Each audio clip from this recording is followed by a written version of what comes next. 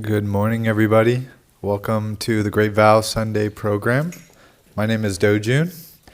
Got a lot of new folks here. It's wonderful. It's good to see some fresh faces. Thank you for everyone joining us online as well. Our Sunday program consists of a chanting service, then meditation, and then we will have a Dharma talk given by one of our resident priests, Myoyu. And then there will be buffet lunch after that. So we can rise and clear our mats of sitting supplies in preparation for 3 bows. The way we do bows here at the monastery is we do full prostrations down to the floor. And this is the yoga posture of humility, you could consider it that. And we raise our hands above our ears with our foreheads on the ground. And that is signifying raising our true nature, our own enlightened nature above our own ego selves. You're welcome to do these bows, or you're welcome to do standing bows, or just watch if that feels most appropriate for you. So we will begin. Thank you.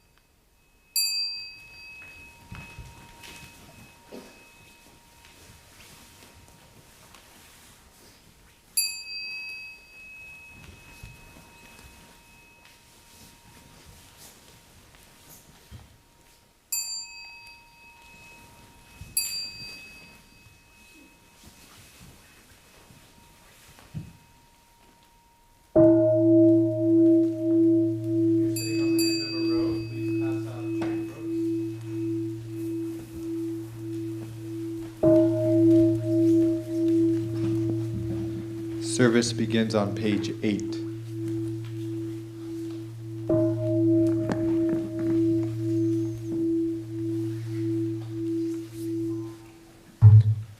Heart of great perfect wisdom sutra.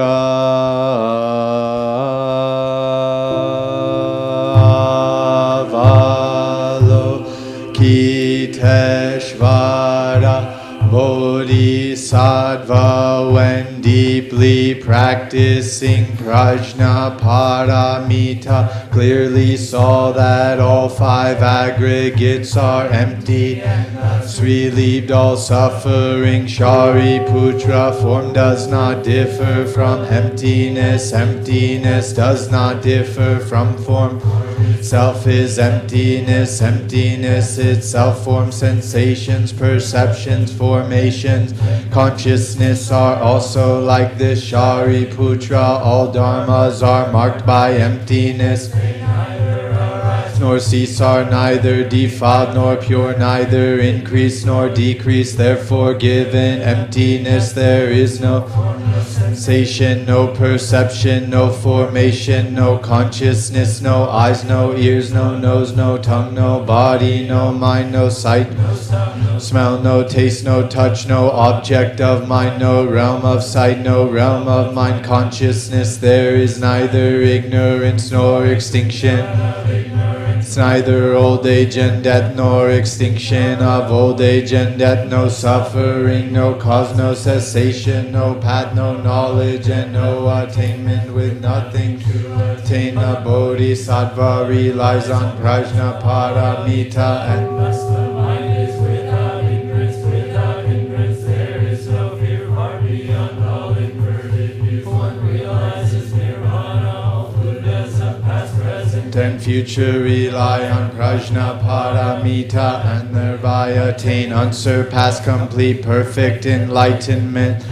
Know the prajna paramita as the great miraculous mantra, the great bright mantra, the supreme mantra, the incomparable suffering, and is true, not false. Therefore we proclaim the prajna paramita mantra, the mantra that says gate pada gate padasam gate bodhi swaha. Page 22. Precious mirror samadhi, the Dharma of thusness is intimately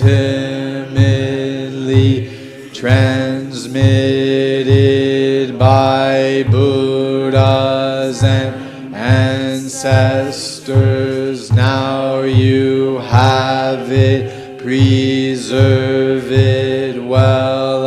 A silver bowl filled with snow, a heron hidden in the moon, taken as similar. They are not the same, not distinguished. Their places are known. The meaning does not reside in the words, but a vital moment brings it forth. Move and you are trapped, miss and you fall into doubt and vacillation. Turning away and touching are both wrong.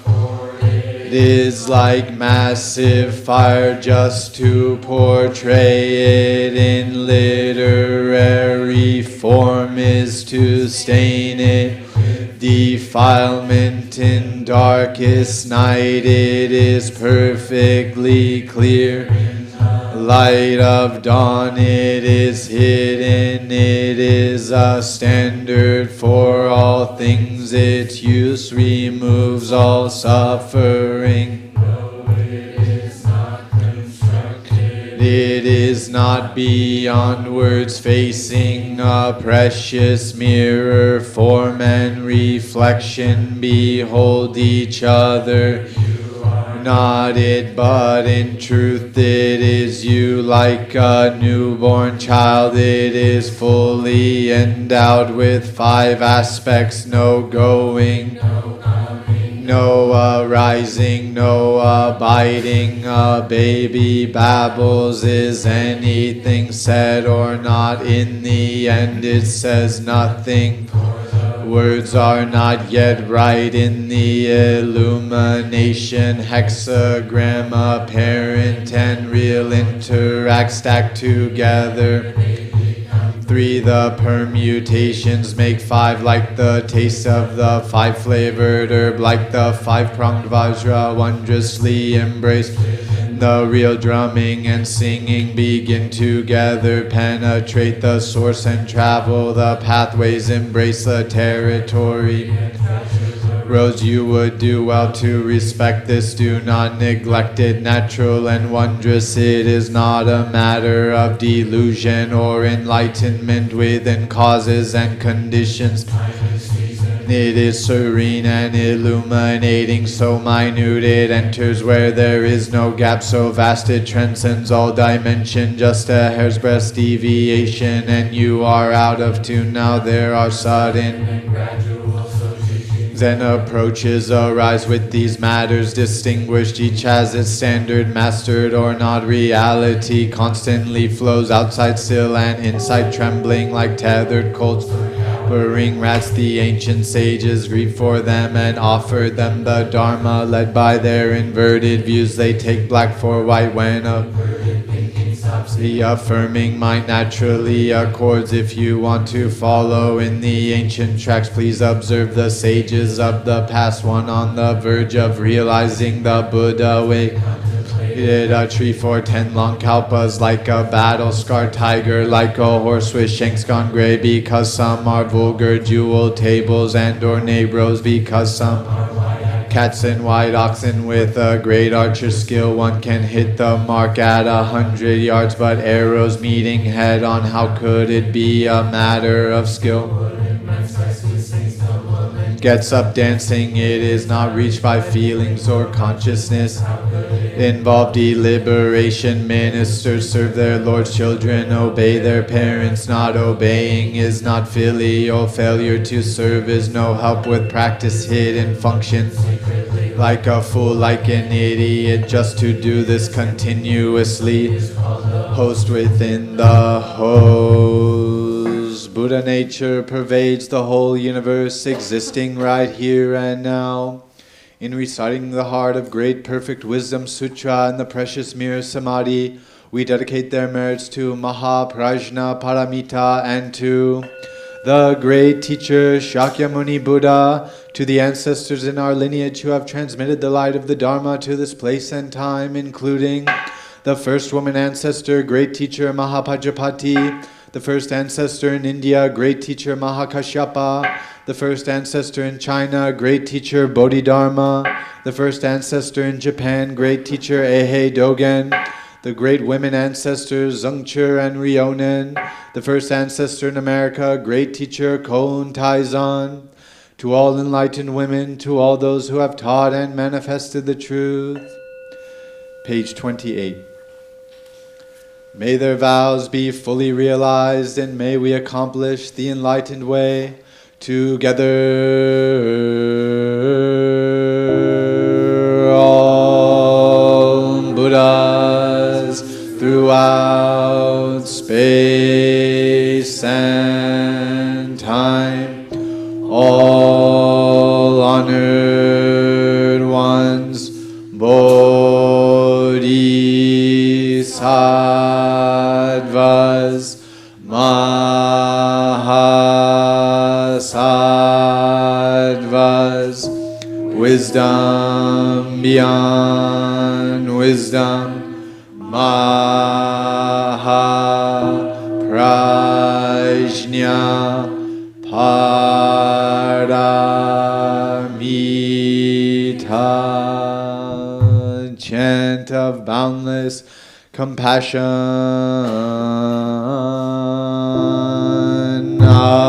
absorbing world sounds, awakens a Buddha right here. This Buddha, the source of compassion. This Buddha receives only compassion. Buddha, Dharma, Sangha, just compassion. Pure heart always rejoices in the light. Recall this, the dark. Recall this moment after moment. The true heart rises time after time. There is nothing but this absorbing world sounds of the Buddha right here. This Buddha, the source of compassion. This Buddha receives only compassion. Buddha, Dharma, just compassion. Thus the pure heart always rejoices in the light. Recall this in the dark. Recall this. The true heart arises time after time. There is nothing but this absorbing world sounds. Awakens a Buddha right here. This Buddha, compassion. This Buddha receives only compassion. Buddha, Dharma, Sangha, just compassion. Thus the pure heart always rejoices. light recall this, in the dark recall this, moment after moment the true heart arises, time after time there is nothing but this. Jizo Shingon Nom Ka Kabi-san Ma E Soaka Ka E Soaka Ka Kabi-san Ma E Soaka Ka Kabi-san Ma E Soaka Ka Soaka Ka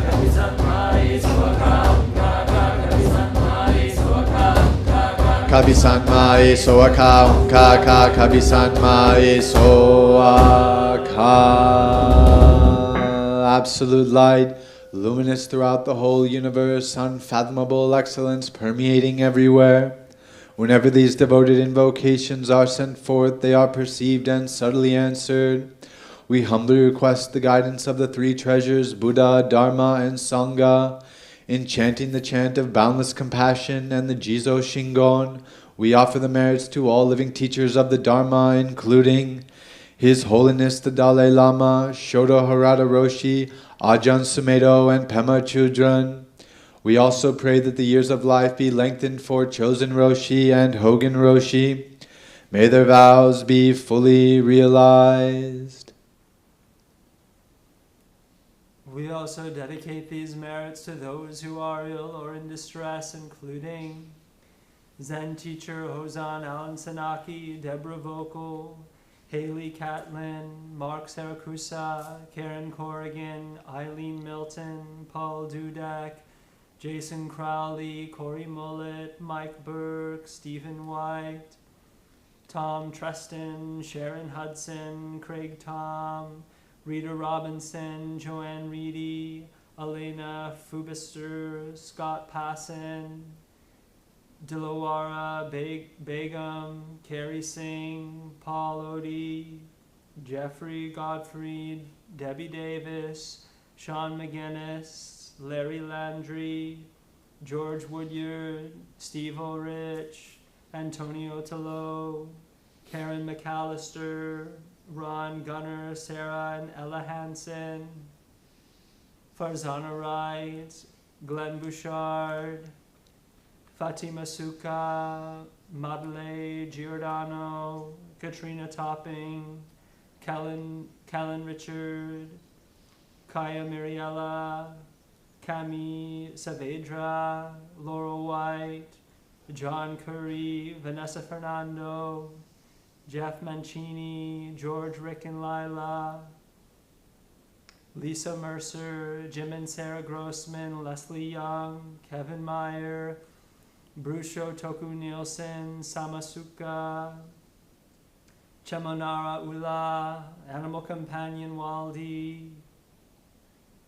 Now you may silently add anyone who is ill or otherwise in distress.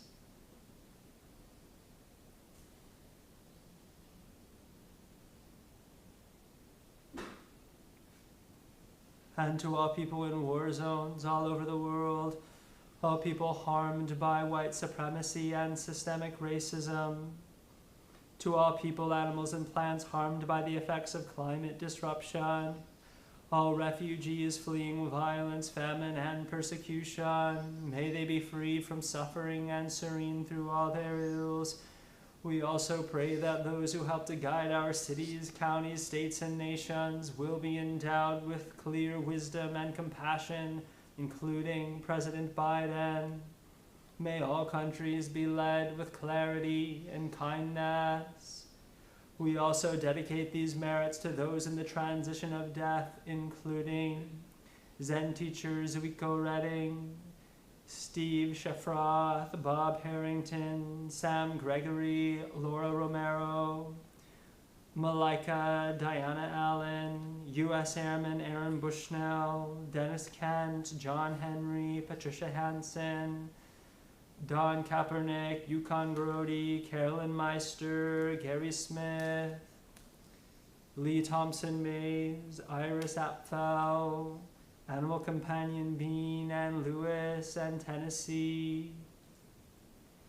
You may silently add anyone who has recently died.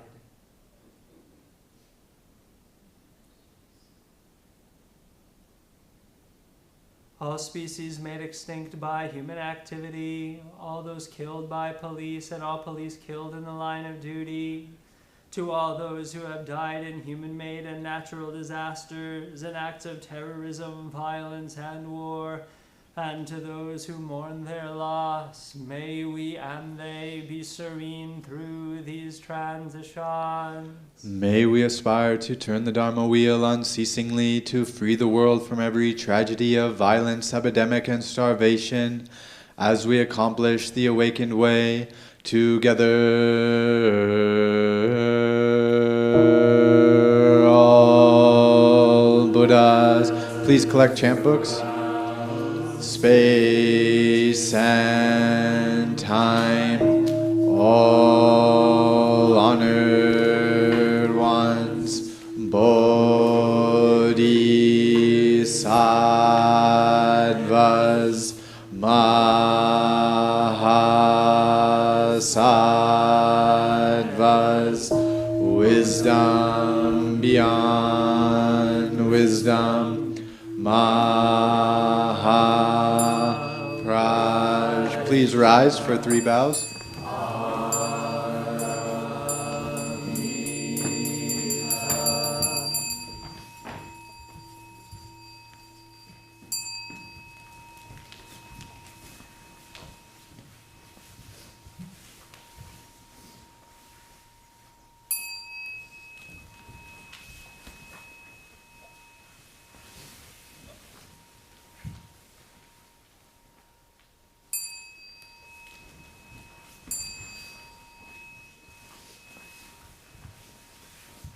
Sound the bell, 1 bow towards the altar in representation of our own enlightened nature and the path of practice.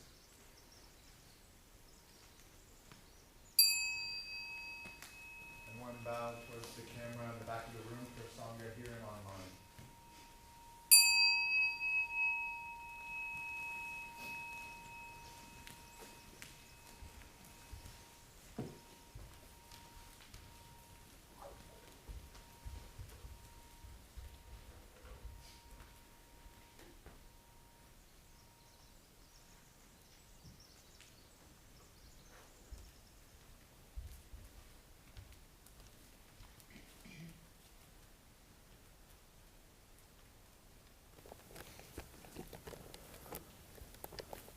If you are new to the monastery, if today is your first time here or new to meditation, Austin, one of our residents, and Soshin, assisting him, will offer meditation instruction right now, and you can meet with him right outside these doors on the Buddha's right in the hallway.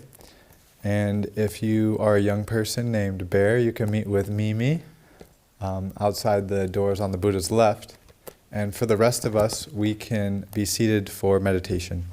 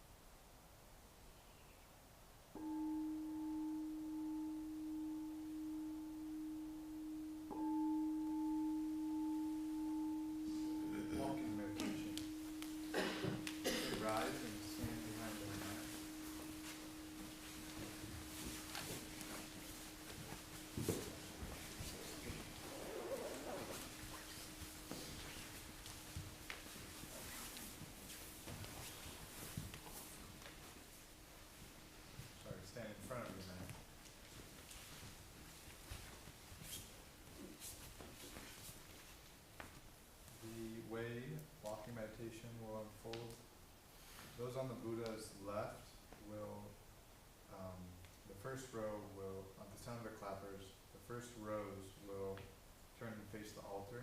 The second row will face the entrances, and the third row can also face the altar. Those on the Buddha's left will just do walking meditation around the first row, but those on the Buddha's right will walk in a serpentine pattern around all three rows of mats.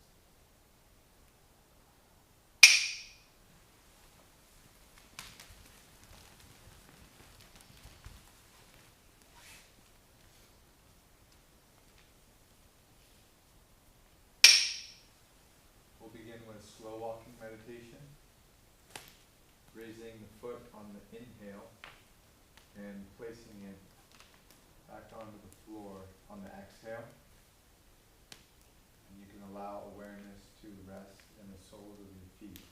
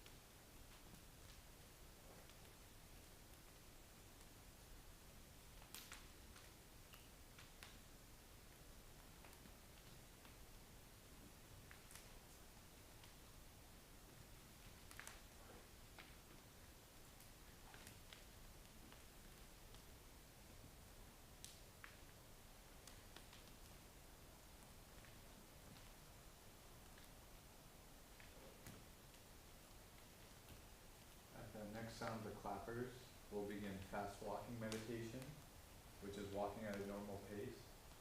This is a fine time to use the restroom, and when you return, please just make your way back into line.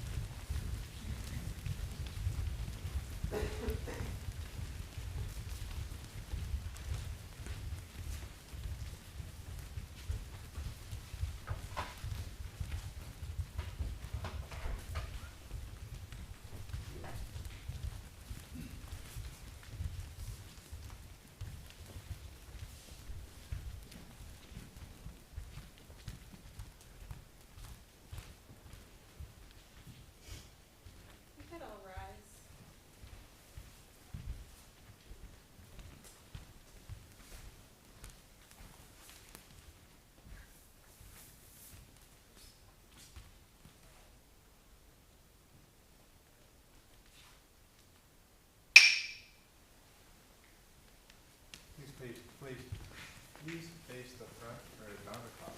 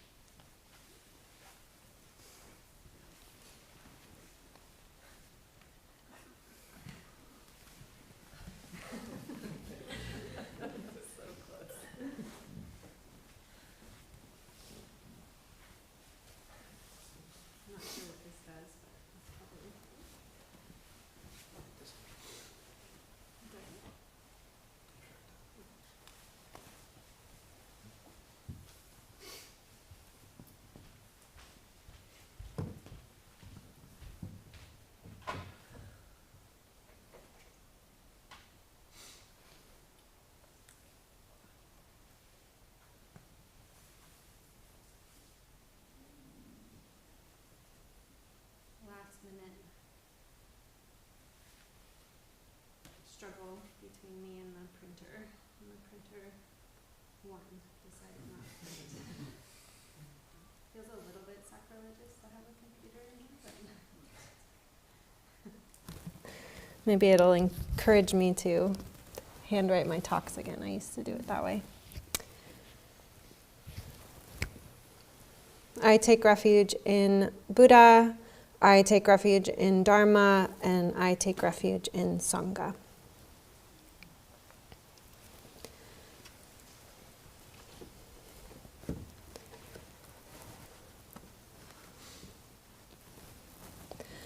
So during the spring practice period at the monastery, we're reading continuous practice. At the right before dinner, we do a chanting service, and we're reading Dogen Zenji's continuous practice. It's actually a 40-page fascicle within the Shobogenzo, but we've taken our favorite parts and made it into a 2-page document.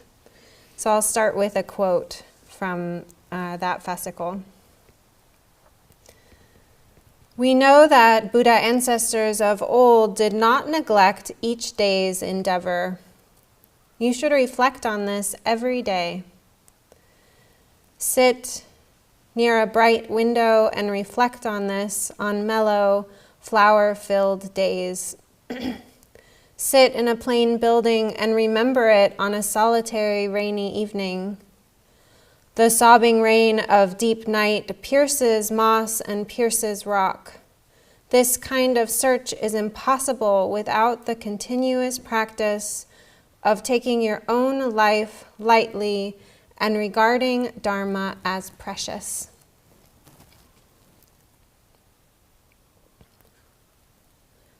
So my favorite line in that is mellow, flower-filled days.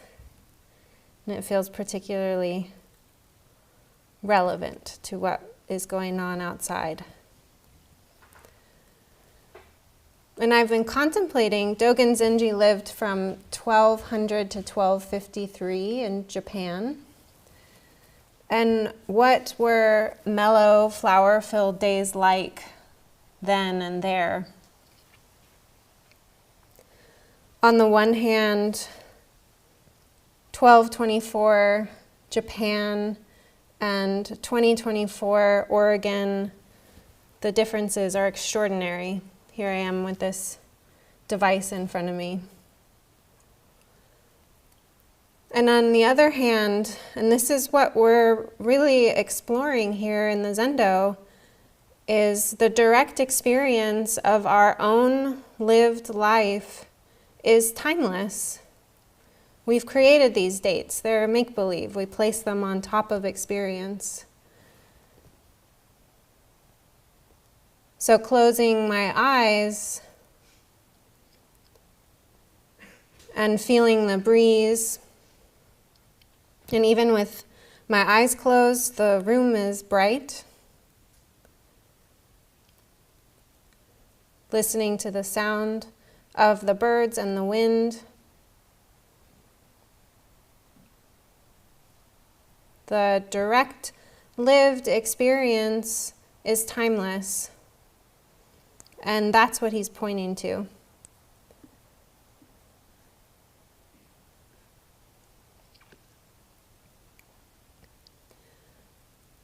And so, as always, when I get up here, especially on a day like today, I will say a bunch of things, chatter away, and maybe it would be better if we all just picked a tree outside and listen to the insects pollinating the flowers on the big leaf maples. There's dozens of wild cherries in full bloom right now on the grounds that are expounding the Dharma, probably better than I'm going to do for you today.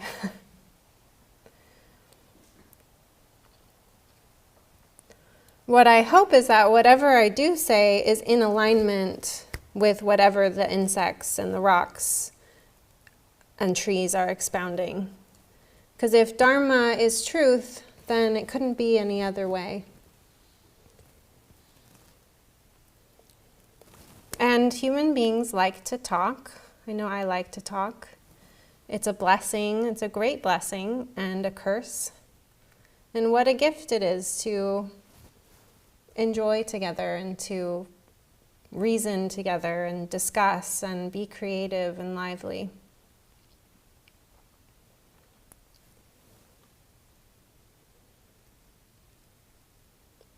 And I also feel one of the major reasons living at the monastery, we spend a lot of time in silence. And that really helps us live harmoniously here. For the most part, we all get along pretty well within tight quarters and a tight schedule. And I think being in silence so much, we can cultivate a kind of connection that is wordless, that is beyond kind of our petty differences. And sesshin practice, which we do a week out of every month, is a very good way of dismantling the judgments and resentments that can build up in community life. By the end of a sesshin, you've often mostly forgotten what little thing was churning in your head about the person living in the dorm next to you.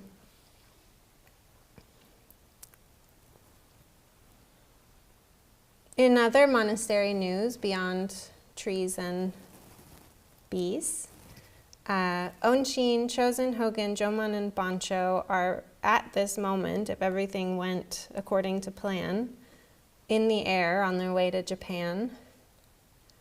So 35,000 feet above the Pacific Ocean.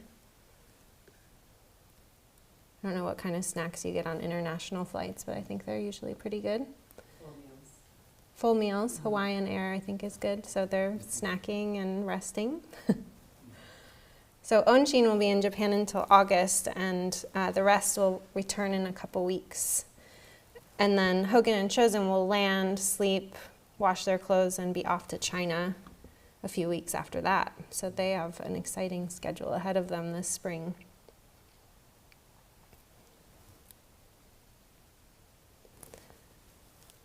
So on the one hand, the schedule here, the chants, the way that we move at Great Vow is very much the same as it has been when this place was founded 20 years ago. You can disappear for 10 years and return and perform a nearly identical morning service. There have been a few alterations. And on the other hand, people fly away to Japan. Things come and go. It's a continuous flow of change and human beings entering and exiting these doors.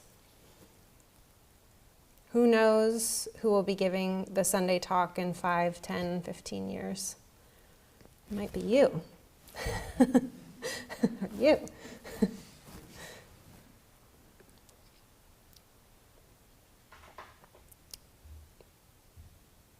So it's unchanging and constantly changing.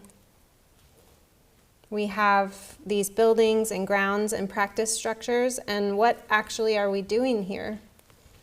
That's what we keep needing to remember, to return towards.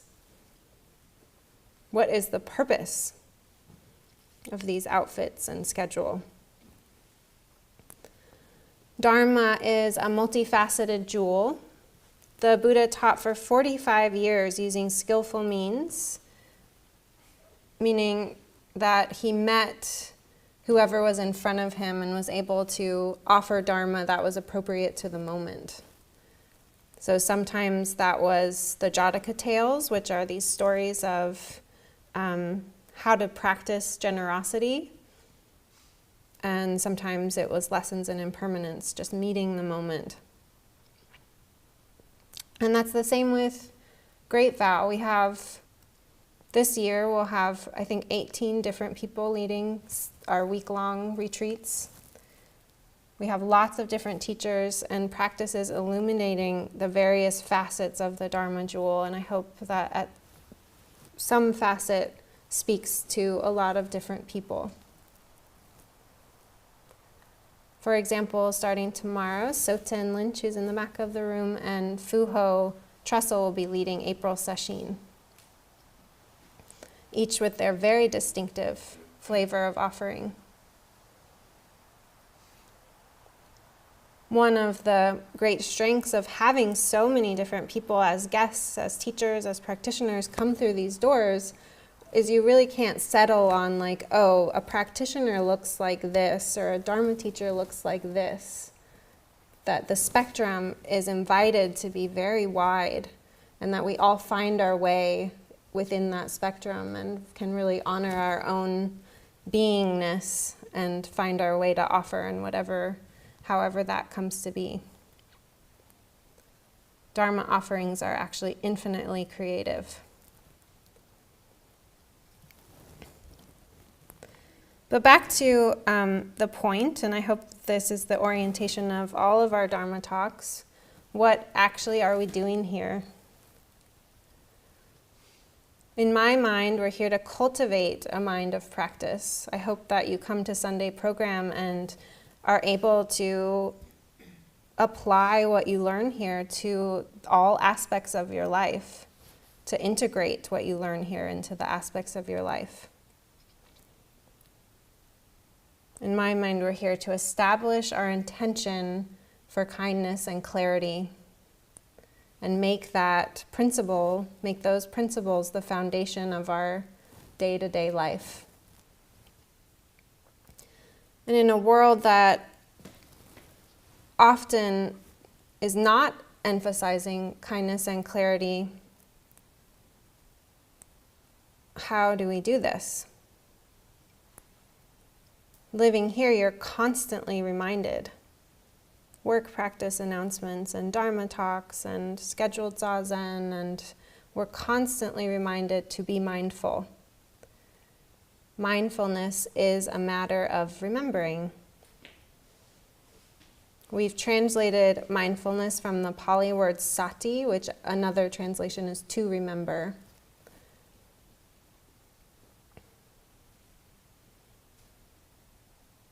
One thing I've noticed is I can lean on my teachers, Hogan and Chosen, like, oh, they'll remember for me. That'll be nice. There's this pillar here that I lean rather hard on at times, and so their departure is a good reminder of like, oh, okay, how can I remember this for myself and then use it? For myself, and also we do this together with our teachers present and when they're absent. That's the purpose of Sunday program, is to remember together.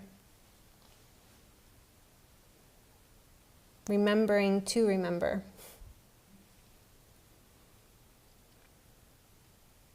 Even living in this container where we're in retreat and sitting zazen almost every day, more of my life still is spent talking to people. What else am I doing? Eating, sleeping, wandering around, thinking about things. So how do I keep my orientation within all that activity?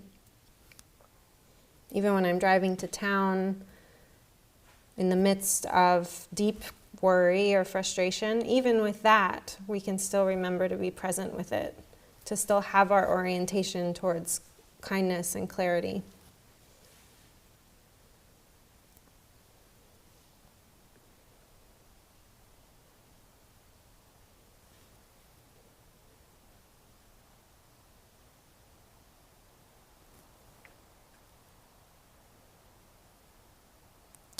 Remembering is an active practice of staying engaged with the ordinary events of a human life, of not checking out. So it's important that we allow ourselves to be ordinary, being embodied, and all that embodiment has to offer, our hungers, fatigues, cravings, aversions, being ordinary in this body with tummy sound and aches, illnesses, and bliss. Allowing that to be ordinary is meeting it and not having aversion to it and not trying to escape from it. Zen master Lin Chi says, you should be sovereign according to where you find yourself. And that's just not just location, physical location, but where you find yourself in the churnings of your own mind. Be the true person wherever you are, not allowing the conditions around you to pull you away. To be our vibrant, wonderful selves, we are invited to be just who we are. I hope this is a relief. On the one hand, we are each distinct and unique, and on the other hand, totally ordinary. Beating hearts, aging bodies, thoughts, dreams, aspirations, not so different from the person sitting next to you in this sendo. To be at ease as an ordinary person.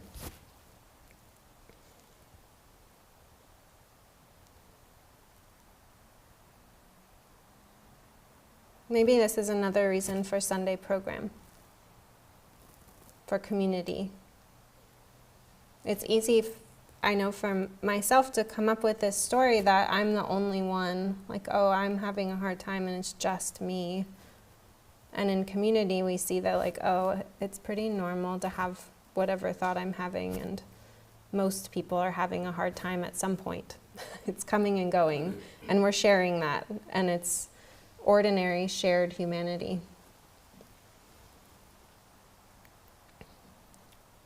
So on a personal example, the world of math has never been an entry point of play or exploration for me.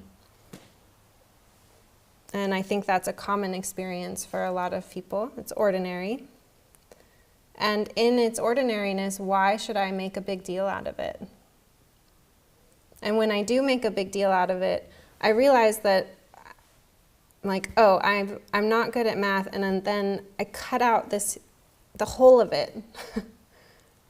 Like, it's this huge realm that I'm just like, that whole thing is not available. But it is felt from way back, being a 6-year-old or whatever age you are when you're learning fractions. How old are you? 4th grade. 14? 4th grade. Oh yeah, I was like, I think earlier than 14. For me, maybe 14. But it has felt like math has been a pretty firmly closed door. I've spent time feeling ashamed about this, lamenting it, feeling sorry for myself, and also perpetuating this story. And the more times I say, I can't, the more I made it true. The more that was my reality, and the more I turned away from it, the less accessible it became. So this is just an example, and I'm sure all of you have lots of examples. So what if I could meet math with no expectation, or any kind of feeling, this experience of like, there's this boundary here, and it is completely impassable, and I know that it's impassable. What if I had no expectation? Understand, don't understand. The outcome doesn't need to be anticipated.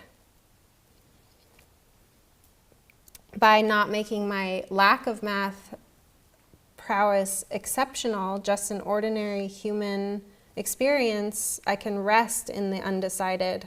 I can rest in the beginner's mind of possibility, maybe this time. And what would high school math have been like if I hadn't started each assignment with I can't? Most things, and I am actively practicing this and exploring this idea, but most things we don't need to make decisions about. So please look into this for yourself. Things like, I'm no good at math, or I shouldn't be like this, or she shouldn't be like that. And the simple moment-to-moment things, deciding we don't like something before we've even tried it, deciding a day is going to be a particular way before we've lived it. I noticed that, so in a couple of days I'm going to the airport, and I've noticed my mind is planning that trip and tracking in that direction a little bit. And when it says things like, I hate flying, airports are terrible, how is that helping me? How are those decisions actually like useful and helping me live a more clear, open, kind life for myself and for the people that I will be in the airport with? If I've already decided I hate airports and I'm in there like scowling, that's not exactly like an offering to the people I'm in line with going through that thing where you have to lift your arms up. And in doing that, I had this visceral experience of like, oh, I don't like it. So those are just some examples. And maybe take a minute to think of other examples of like, oh, I don't need to have a decision about that. I can just leave it open. Anyone have a good one? Yeah. This is something I struggle with all the time because I have a 4-year-old, you might have noticed. And she is really good here, and yet still, she's really good everywhere. I'm so blessed. But it's really hard, I think, I would say as a parent, but probably in other settings, depending on who you're around in your daily life, to like let go of how she should be. I think it's especially hard when it's not yourself, but at the same time, your child, in most cases, you see as a reflection of yourself, so it's kind of like your outward vulnerability right there. So I was watching her, this is her first time doing the meditation, and like I was just watching her, not watching her, but watching her, you know, and it was a very interesting, like active practice to see it and hear the thought and then just like let the thought go. And that's something I'm trying to do as a parent because I think it's good for kids overall. But I deal with that all the time. Yeah, thank you. It's a good example. Anybody else? Yeah. I had to take accounting as one of the courses for and a job I had out of college, and it was a number. They wanted me to take a number of finance classes, and when I hit, everything was fine until I hit accounting, and I could not debit revenues in order to increase the revenues. I simply could not do that, except that. I don't want to version do of that. the word debit. Except what? Sorry. I could not accept that understanding of the word debit. And anyway, so I dropped out of the class and I took a different class because I couldn't fail. And, my grades went to the president of the company. Anyway, years later, I'm pregnant with my second child and I think, maybe I could be an accountant. And I swear it's the hormones. I did that too. That child is a professional musician, so I don't know how it happened. But anyway, he turned me into an accountant. And I took coursework and accounting, and it was easy. Though that many years later, it was easy and natural to accept that when you debit revenues, you increase them. Right. Makes sense to me. Debit assets. To debit assets, you increase them. Thanks for sharing. Yes. I spent 9 years earning my 4-year degree, and 3 of those were integral calculus. Whoa. 3 tries. Good to pass job. that math course, so You did it. I feel you. Is some of it belief? Is some of it just Oh, yeah. believing? I thought that about physics, that it was almost like an article of faith. I simply needed to believe. Did you find calculus to be like that? Yeah, I just needed to relax. Yeah, thank you all for sharing.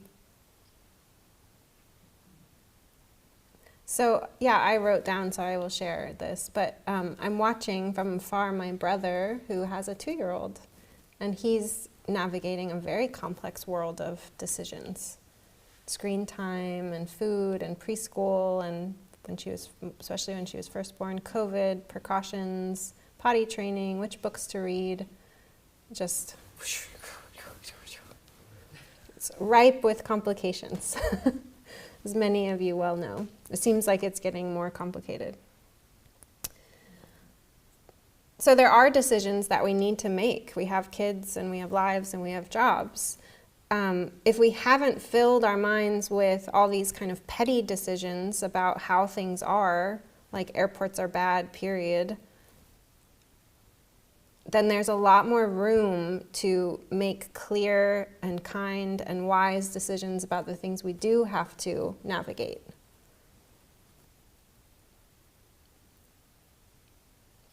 If we haven't filled our minds with decisions and conclusions about all the little things that would be better off left unconcluded and undecided, and therefore full of potential and possibility, then when we do need to step forward and be decisive, we are more clear and more flexible. This flexibility is a kind of confidence, and that word gets caught a little bit for some of us, but I equate confidence with mental pliancy. So the ability to be clear and decisive with each moment as each moment changes.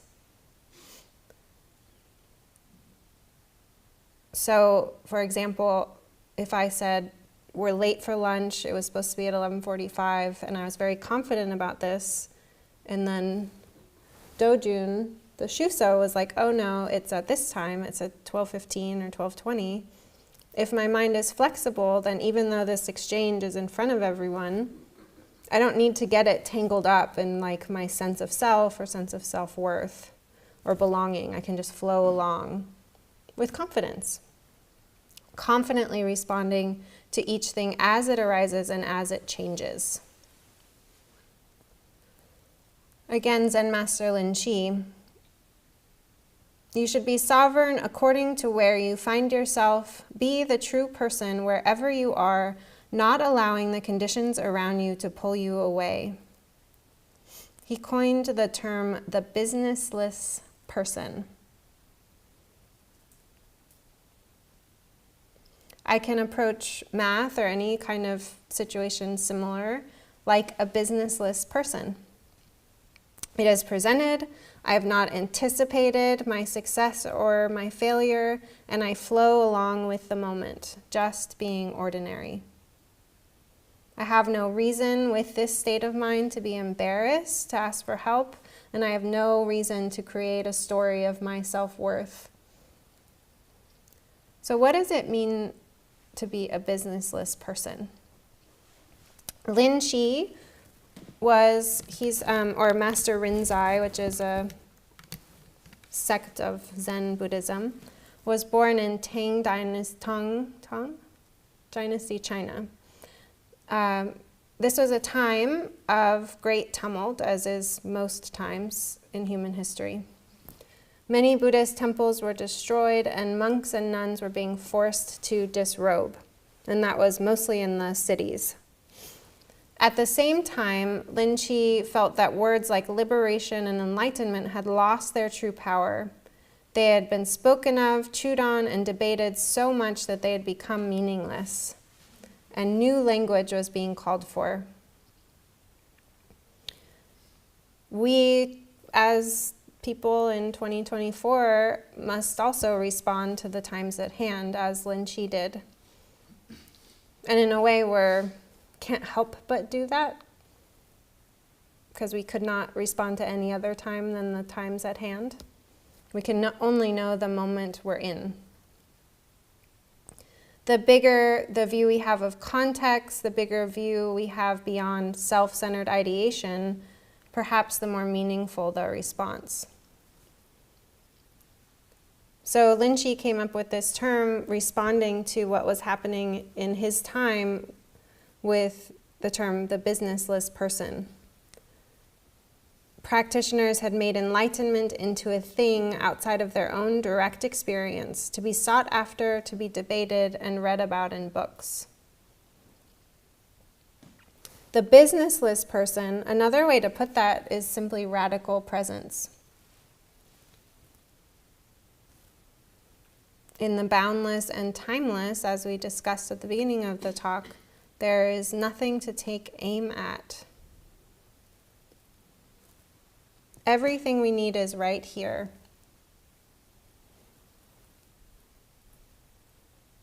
I want to read that quote again. Let's see if I can find it. You should be sovereign according to where you find yourself.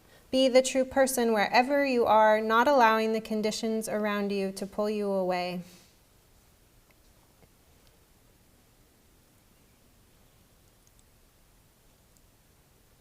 There is nothing to take aim at. The aim is not directed towards the past or the future, not directed towards a future enlightenment or a future self. The businessless person can rest in this vibrant, alive moment and respond to the moment as it arises and changes with flexibility and without the agenda that comes along with our long lists of shoulds and shouldn'ts. So I'm going to end with a short reading from Thich Nhat Hanh from an article called Ordinary Buddha. And I recommend this article. I actually, when I first started thinking about this talk, just wanted to read the article aloud. The person who has nothing to do is sovereign over herself. She doesn't need to put on airs or leave any trace behind. The true person is an active participant, engaged in her environment while remaining unoppressed by it. Although all phenomena are going through the various appearances of birth, abiding, changing, and dying, the true person doesn't become a victim of sadness, happiness, love, or hate. She lives in awareness as an ordinary person, whether standing, walking, lying down, or sitting. She does not act a part, even the part of a great Zen master. And that's in reference to, I can't remember what Linchi's term he used, but I think he just called himself a spiritual friend rather than a Zen master. And so he used the term for himself as host, and his students were guests.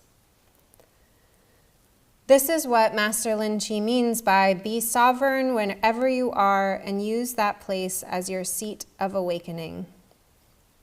We may wonder if a person has no direction, isn't yearning to realize an ideal, and doesn't have an aim in life, then who will help living beings be liberated?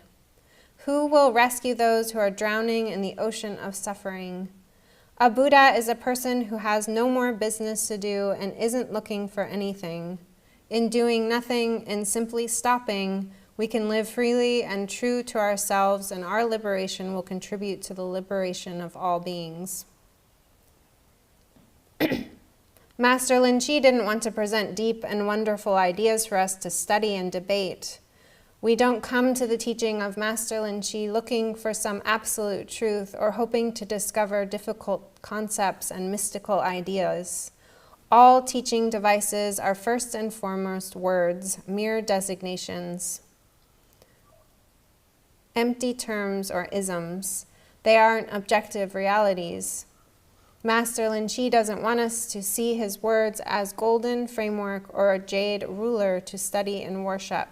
He tells us his words are only drawings made in empty space. Our mind is a garden, and our garden has been ignored for a long time. The soil is hard, and brambles and wild grass are growing everywhere. To practice is to come back and care for our garden. We are the gardener, our mind is the earth, and the soil there is good for seeds. Thank you.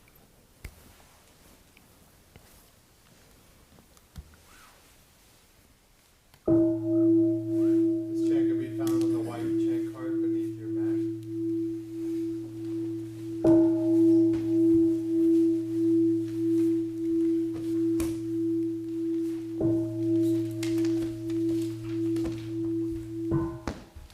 Four great Bodhisattva vows. Beings are numberless. I vow to free them. Illusions are inexhaustible. I vow to end them. Dharma gates are boundless. I vow to enter them. The Buddha way is unsurpassable. I vow to embody it. Beings are numberless. I vow to free them.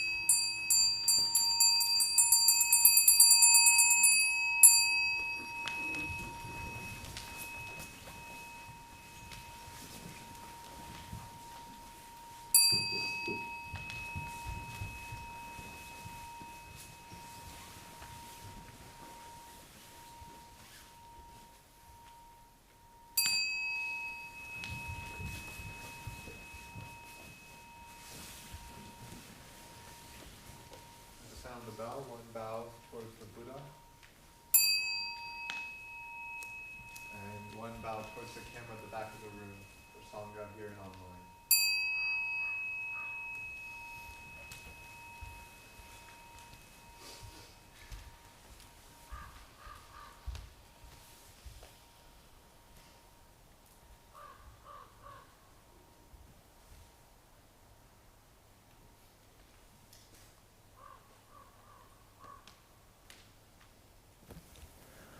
And that concludes our Sunday program.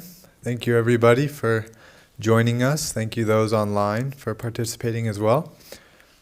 If you could help us to help us to clean up the zendo by taking your sitting supplies. The square mats can stay where they are, but the sitting cushions and chairs and benches we can put away. Chairs and benches go behind these screens. Sitting cushions and blankets go outside in the hall. And then we could head to the cafeteria for lunch. Thank you.